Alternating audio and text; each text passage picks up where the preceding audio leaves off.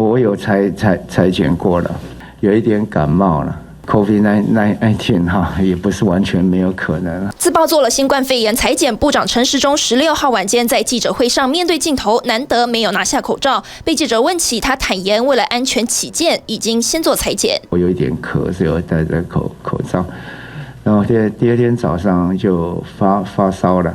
咳嗽、发烧不是没有染疫可能，其实陈时中早在几天前就有警惕。13号记者会上，陈时中话说到一半。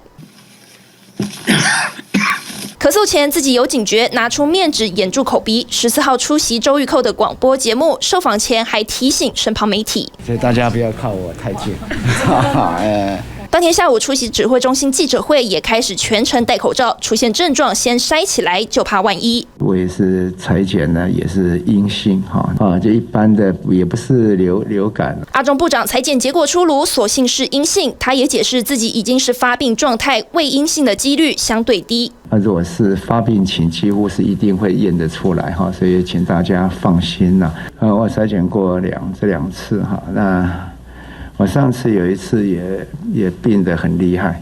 加码爆料自己以前也采检过，部长自己很有警觉，恐怕也是担心，要是真的感染，却误以为是感冒，防疫团队会沦陷。有症状先采检，小心为上。TVBS 新闻综合报道。网上看新闻，请下载 TVBS App 或直接按订阅 TVBS 新闻频道。